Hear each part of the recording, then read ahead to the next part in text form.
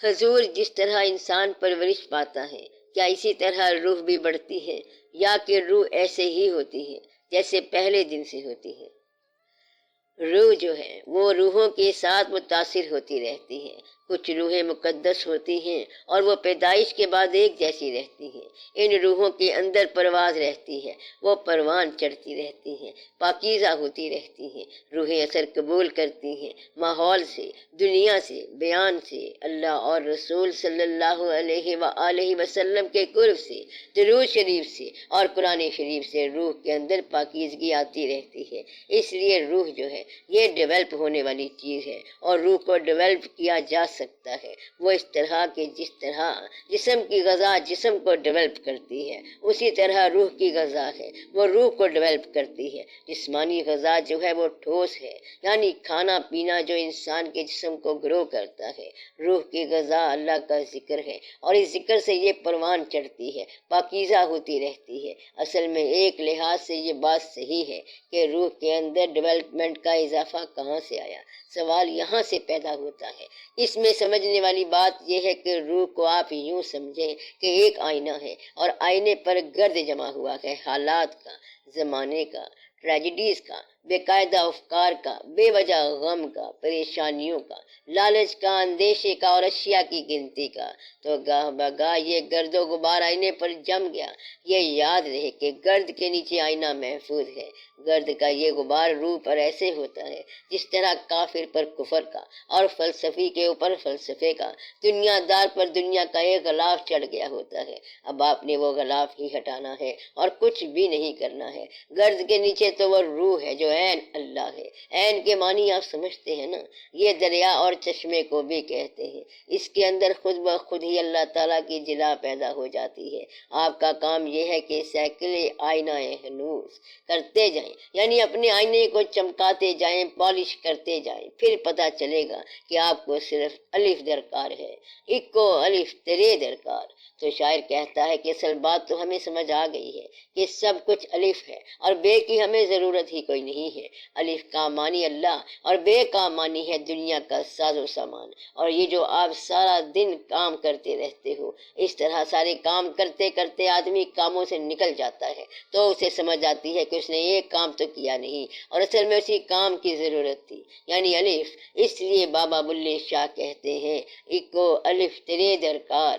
بابا بلے شاہ رحمت اللہ نے بات کو پا لیا، راز پا لیا کہ اصل میں بات یہ ہے کہ ہمیں اور کسی کی ضرورت ہی کوئی نہیں ہے۔ اللہ کے آگے کیا ہے؟ اللہ کے آگے کچھ بھی نہیں ہے۔ اللہ سے پہلے کیا ہے؟ اللہ سے پہلے کچھ بھی نہیں ہے۔ مطلب یہ ہے کہ الف موجود ہے، اول بھی موجود ہے، آخر بھی موجود ہے، اور آپ نے صرف اپنے آئینے کو پالش کرنا ہے، اس کے اوپر غلاف اتارنے ہیں، اس کے اوپر سے غلاف اتارنے ہیں جو تہ در تہ ہے۔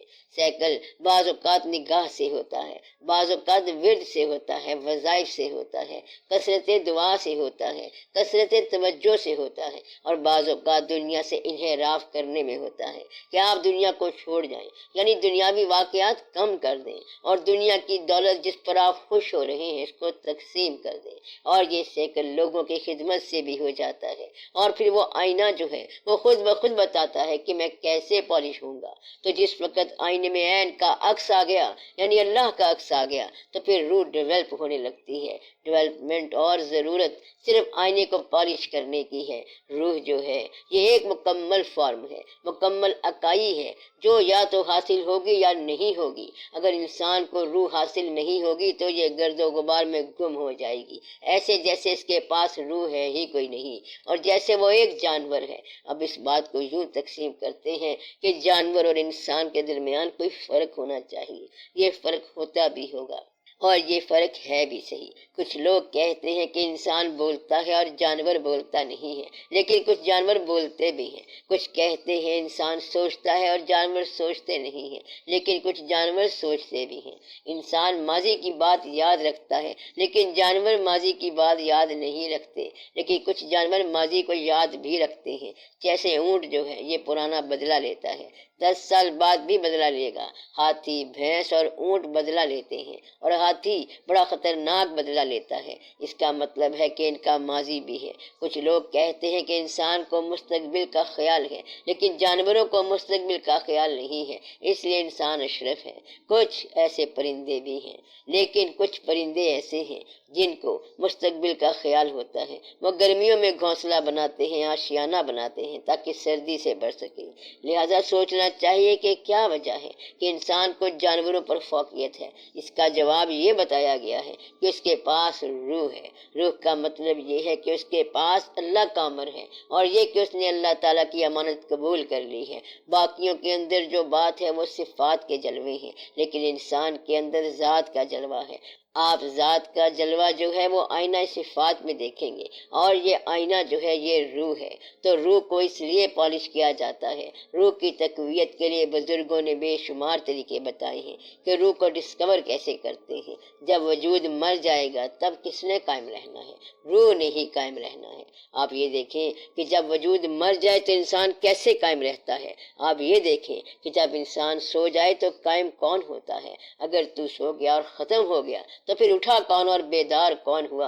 और अगर वो वही था तो सोया क्यों? इसका मतलब ये है कि सोने वाला कोई चीज़, कोई जिंदा रहने वाली चीज़ अपने पास रखता है। तो जो चीज़ जिंदा रहने वाली है वो वही है जिसके साथ वाबस्तगी है, और उसको रूह कहते हैं। नींद के आलम में भी आपके रूह आपके लिए सैर करती है। अगर अच्छा वजूद हो और रूह पॉलिश की हुई हो तो रूह आपके लिए मकाशफात लाती है, अच्छे ख्वाब लाती है, और बाज़ औक़ात उलझे हुए सवालों का जवाब लाती है। अगर एक सवाल हल नहीं हो रहा है, एक मसला है जो हल नहीं हो रहा है, तो फिर इसके लिए क्या किया जाए? सोचते सोचते बेचारा इंसान परेशानी में सो गया, और जब उठा तो नाराए हैदरी लगाया, क्योंकि ख्वाब देखा तो उसके सवाल का हल था। फिर वो कहता है कि इस मसले को यूं हल कर लेना चाहिए। ये किसने उसको बताया? ये रूह ने बताया। तो रूह जो है ये सैर फिल फलक, आसमान की सैर कराती है। रूह जो है ये फिजाओं की सैर कराने वाली है। रूह आने वाले दौर की खबर लाने वाली है, और रूह जो है ये आईनाए हक नुमा है। रूह का ताल्लुक माजी के साथ है और इसका मुस्तकबिल के साथ भी ताल्लुक है।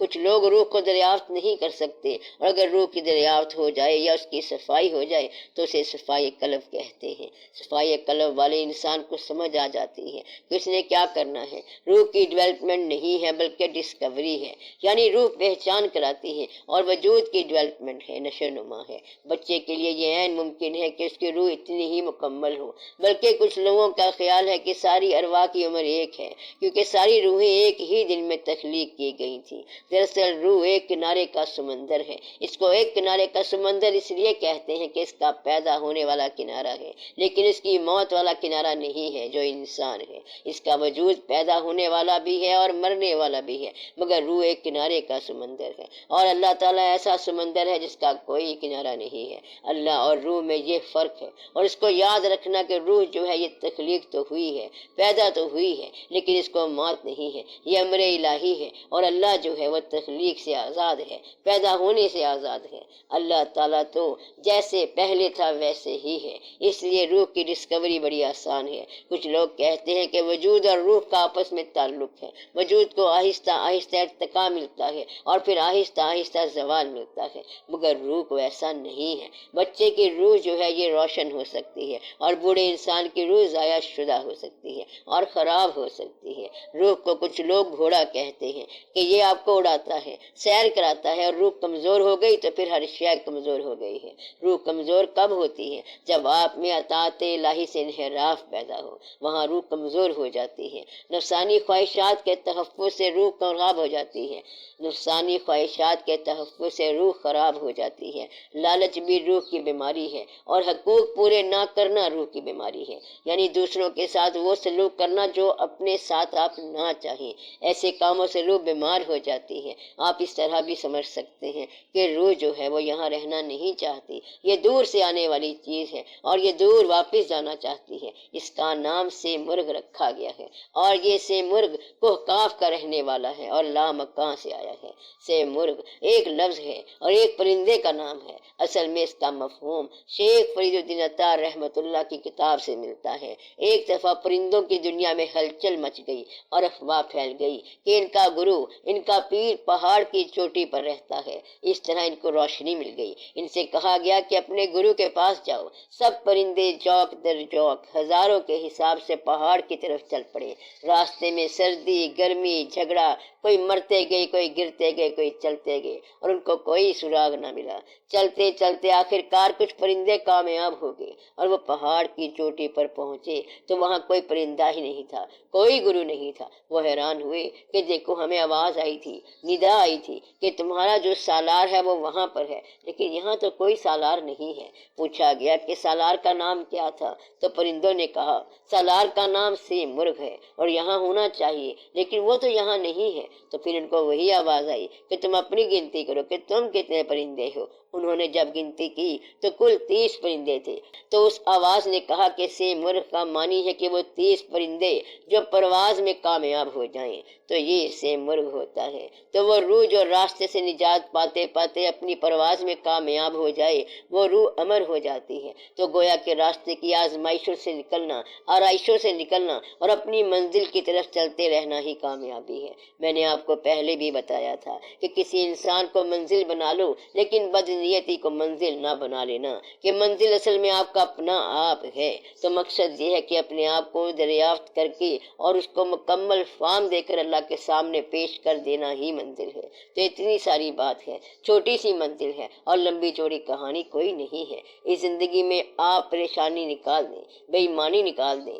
اس زندگی میں سے آپ پریشانی نکال دیں، بے ایمانی نکال دیں، جھوٹ نکال دیں، لالچ نکال دیں، دنیا میں زیادہ رہنے کی تمنا نکال دیں۔ اللہ نے جو احکامات فرمائے ہیں وہ کر لیں، اور جہاں اس نے کہا ہے کہ یہ کام نہ کرو، آپ وہ کام نہ کریں، تو آپ صرف اللہ کا کہنا مان لیں۔ آپ اگر اس طرح سے سفر کریں گے تو پھر اس کے بعد چلتے چلتے آپ خود ہی سے مرغ بن جائیں گے۔ تو آپ روح کے مقام پر اس وقت آ سکتے ہیں جب آپ اپنے وجود کے مقام کی نفی کر لو۔ جن لوگوں نے روح کو دریافت کیا ہے، جب ان سے لوگوں نے پوچھا کہ آپ نے کس طرح اپنی روح کو دریافت کیا ہے، تو انہوں نے بتایا کہ ہم نے اپنی جسمانی خواہشات کو ترک کیا۔ کچھ لوگ تو ایسے تھے جنہوں نے کئی مہینے کھانا نہیں کھایا، اور کچھ لوگ ایسے تھے کہ انہوں نے کئی سال گفتگو ہی نہیں کی، یعنی وہ بولے ہی نہیں، ان کا نام چپ شاہ پڑ گیا۔ کچھ لوگ ایسے تھے جو عرصہ دراز پیدل چلتے رہے، کچھ اور کرتے رہے، اور کچھ لوگ سارا سال درود شریف ہی پڑھتے رہے۔ ایک آدمی کو کسی نے کہا کہ اگر آپ صرف دودھ پیتے رہے تو آپ کو حضور پاک صلی اللہ علیہ وآلہ وسلم کی زیارت ہو جائے گی۔ وہ بندہ بڑا سادہ لوح تھا۔ اس کو کسی نے کہا کہ اس طرح سے زیارت ہو جاتی ہے، بلکہ 6 مہینے کے اندر زیارت رسول مقبول صلی اللہ علیہ وآلہ وسلم ہو جائے گی۔ تو وہ دودھ ہی پیتا رہا اور اس کو 6 مہینے کے اندر زیارت ہو گئی۔ اور جس نے بتایا تھا، اس کو جب پتا چلا کہ اس کے کہنے پر عمل کرنے سے حضور پاک صلی اللہ علیہ وسلم کی زیارت ہو گئی ہے اور اسے حضور پاک صلی اللہ علیہ وآلہ وسلم نے یہ فرمایا ہے، تو وہ بندہ رونے لگ گیا کہ میں نے تو آپ کو ایسے ہی کہا تھا۔ تو جو چیز بھی خلوص سے کر لی جائے وہ قبول ہو جاتی ہے۔ تو یہ روح کی دنیا ہے اور یہ پرواز کی دنیا ہے۔ روح کو اس طرح سمجھے کہ ایک پرندہ آسمانوں پر اڑنے والا اگر وہ زمین پر کوئی چیز چلتی پھرتی دیکھے یا محسوس کرے اور چپٹا مار کر اسے لے جائے، اور راستے میں دیکھے کہ یہ مردار قسم کی کوئی چیز میں نے اٹھا لی ہے، اگر وہ اسے پھینک دے تو وہ مردار چیز پھر واپس آ کر گر جائے گی، تو مردار چیز کی پرواز ختم ہو جائے گی۔ تو روح اس طرح ہے کہ یہ پرواز کرتی ہوئی آئی اور آپ کے مردہ جسم کو اس نے حرکت دی۔ راستے میں اس نے محسوس کیا کہ یہ تو مردہ ہی ہے، اسے پھینک ہی دو، تو پھر آپ مردے کے مردے ہی رہے۔ اللہ کا فرمان ہے کہ انسان پر ایسا وقت بھی آیا تھا جب اس کا ذکر تک نہیں تھا، یعنی شیئن مذکورہ کا ذکر نہیں تھا۔ جب انسان کی جسم سے روح نکل جاتی ہے تو اس کو پھر میت کہتے ہیں۔ وہی آنکھیں، وہی چہرہ، وہی سب کچھ ہوتا ہے، لیکن اگر روح نکل گئی تو اس کا کام ہی ختم ہو گیا اور اب اس کا نام میت ہو گیا۔ اب اس شخص کے بچے بھی اس سے خوف کھانے لگ جاتے ہیں۔ اگر انہیں کہیں کہ یہ آپ کے ڈیڈی ہیں تو وہ کہیں گے کہ یہ میت ہے، یہ ہمارے ڈیڈی نہیں، ان کو نہلاؤ، کفن پہناؤ اور قبرستان پہنچاؤ۔ تو وہ کیا چیز ہے جو نکل گئی؟ وہ روح ہے۔ تو روح کا ڈیولپ ہونا نہیں ہے، روح کا دریافت ہونا ہے۔ تو روح کو دریافت کرنے کا طریقہ یہ ہے کہ صرف روح کو دریافت کرنے والے روح کو دریافت کرتے ہیں۔ اس کی مثال مولانا روم رحمۃ اللہ نے دی ہے۔ ایک شیر کا بچہ گم ہو گیا اور بھیڑوں نے ایک شیر کا بچہ گم ہو گیا اور بھیڑوں میں پلنے لگ گیا۔ وہ شیر تھا لیکن بھیڑوں میں رہ گیا اور بھیڑوں جیسی حرکتیں کرنے لگ گیا۔ ایک دن ایک بزرگ شیر نے دیکھا کہ ہے تو یہ شیر لیکن بھیڑوں میں رہ رہا ہے۔ اس نے بچے کو پکڑا اور کہا کہ تو شیر ہے۔ بچے نے کہا کہ میں تو بھیڑ ہوں۔ شیر نے کہا تو اور ہے اور یہ لوگ اور ہیں کیونکہ تیری جنس اور ہے۔ اس بچے نے کہا مجھے کیا پتا کہ میری جنس اور ہے اور یہ مجھے کس طرح پتا چلے گا۔ اس بزرگ شیر نے کہا کہ میں تجھے تیری جنس دکھاتا ہوں۔ اس نے ایک بھیڑ کو جھپٹا مارا اور کھا گیا اور بچے کو کہا کہ میرا یہ عمل دیکھا ہے؟ اس نے کہا کہ جی دیکھا ہے۔ پھر وہ اس کو ایک تالاب پر لے گیا اور کہا کہ تالاب کے پانی میں دیکھو کہ میری شکل یہ ہے اور تیری شکل بھی میری جیسی ہے۔ جب اس بچے نے اپنی شکل پانی کے آئینے میں دیکھی تو اسے پتا چلا کہ وہ بھی شیر ہے۔ تو اس نے کہا کہ چل اب تم بھی بھیڑ کو پکڑ اور کھا جا۔ ایک بار آئینے میں پہنچنے کی دیر ہے اور آگے کھیل روح کا اپنا ہے۔ بس آپ کی آئینے تک رسائی ہوتی ہے اور روح کو آئینے تک دریافت کرنا ہوتا ہے۔ آئینے کا وقت وہ ہوتا ہے جب آپ آئینے کے سامنے محو ہوں، یعنی آپ عکس کے سامنے محو ہوں کہ پتہ نہیں ہے کہ ہم کیا ہیں اور کیا نہیں ہے۔ یہ ہوتا ہے محو حیرت ہونا۔ تو دنیا کو بھی آئینہ کہا گیا ہے، آپ اپنے آپ کو بھی آئینہ کہہ سکتے ہیں۔ محبت کو بھی آئینہ کہا گیا ہے کیونکہ انسان محبت کے ہر مقام پر گم ہو جاتا ہے۔ محبت کرنے والا کسی چیز کے ساتھ آشنا نہیں ہوتا لیکن اسی کے ساتھ آشنا ہوتا ہے جو اس کا محبوب ہوتا ہے۔ کسی عادت میں گم ہو جانا یا کسی ایک خیال میں گم ہو جانا محو حیرت ہو جاتا ہے، محو حیرت ہو جانا ہے۔ تیری یاد میں ہوا جب سے گم، تیرے گم شدہ کا یہ حال ہے کہ نہ دور ہے نہ قریب ہے، نہ فراق ہے نہ وصال ہے۔ تو جب آپ حیرت میں گم ہو جاتے ہیں تو پھر روح دریافت ہو جاتی ہے۔ روح ذکر الہی کے ساتھ دریافت ہوتی ہے، عبادت کے ساتھ دریافت ہوتی ہے، خیرات دینے سے دریافت ہوتی ہے، سفر میں رہنے سے بھی روح دریافت ہوتی ہے اور اللہ کے کسی حکم پر مکمل طور پر سر تسلیم خم کرنے سے روح دریافت ہوتی ہے۔ روح خود ایک پوری فارم ہے، یہ یا تو دریافت ہوگی یا پھر یہ دریافت نہ ہوئی۔ روح کو دریافت کرنے کے لیے لوگ بڑی کوشش کرتے ہیں، پھر اس کے اندر سارے جلوے خود بخود آ جایا کرتے ہیں۔ روح اللہ تعالیٰ کا بنایا ہوا آئینہ ہے جس کو دریافت کرنا چاہیے۔ وجود کی ڈیولپمنٹ اور ہے، مر جانے کے بعد تو روح زندہ رہتی ہے، تو آپ زندگی میں روح کو کیسے دریافت کریں؟ تو آپ مرنے والی چیز کو تھوڑی دیر پہلے مار کر یہ دیکھ لیں کہ مرنے کے بعد روح کیسے زندہ رہے گی۔ تو آپ ایک بار کوشش کر کے دیکھ لیں کہ وجود کو سلا دیا جائے تو اس طرح روح زندہ رہتی ہے۔ اس طرح آپ کسی خیال میں گم ہو جائیں تو روح زندہ رہتی ہے۔ یہ اس طرح ہوتا ہے کہ آپ اپنے خیال میں جا رہے ہوں اور پھر آپ کا گھر آ جاتا ہے، آپ کو راستہ یاد نہیں رہتا لیکن پھر بھی آپ چلتے چلتے گھر آ جاتے ہیں۔ تو آپ کے ساتھ انکانشیس اور کانشیس یعنی شعوری اور لاشعوری دونوں باتیں ہوں گی۔ اس لیے کبھی آپ اپنے وجود کی نفی کر کے دیکھیں، مرنے جیسی کیفیت پیدا کر کے دیکھیں، جسم کو خوراک نہ دیں تو تھوڑی دیر بعد آپ کو پتہ چل جائے گا کہ آپ کا ہونا اور نہ ہونا برابر ہے۔ پھر جو چیز زندہ رہ جائے گی وہ روح ہوگی۔ روح کو دریافت کرنا یوں آسان ہو جاتا ہے اور اگر اللہ تعالیٰ کا فضل ہو جائے تو اللہ تعالیٰ کا دیا ہوا آئینہ، اللہ کی دی ہوئی نگاہ آپ کے کام آتی ہے تاکہ آپ دنیا کو دیکھ سکیں۔ اسی طرح اگر وہ نگاہ عطا ہو جائے جو اللہ تعالیٰ کے نور سے دیکھنے والی ہے تو وہ آئینہ میسر آ جاتا ہے۔ یہ سارا ایمانداری کا کھیل ہے، پیور ایمانداری کا، اور یہ چالاکی کا نہیں ہے۔ وہاں سوال جواب کی بات نہیں ہے، صرف روح کو سیکل کرنے کی، پالش کرنے کی بات ہے۔ پالش کی کہانی مولانا روم رحمۃ اللہ نے بتائی تھی کہ رومیوں اور چینیوں کے درمیان پینٹنگز کا مقابلہ ہوا۔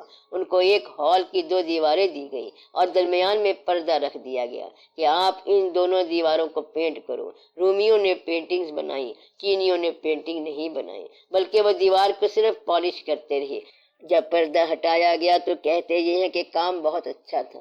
چینیوں نے اصل میں یہ کام کیا کہ وہ صرف دیوار کو پالش ہی کرتے رہے اور اسے آئینہ بنا دیا، اور رومیوں کے رنگوں کا عکس سارے کا سارا ان کے آئینے میں آ گیا اور عکس جو ہے وہ اصل سے زیادہ خوبصورت نظر آتا ہے۔ تو یہ بھی دنیا کو دیکھنے کا ایک طریقہ ہوتا ہے کہ جامع جہاں نما میں دیکھا جائے تو وہ دور نہیں بلکہ تیرے آئینے کے اندر آ سکتا ہے۔ تو یہ سارا جہاں آپ کا اپنا منظر ہے۔ روح دریافت ہو جائے تو دور کی بات بھی پاس کی بات ہے۔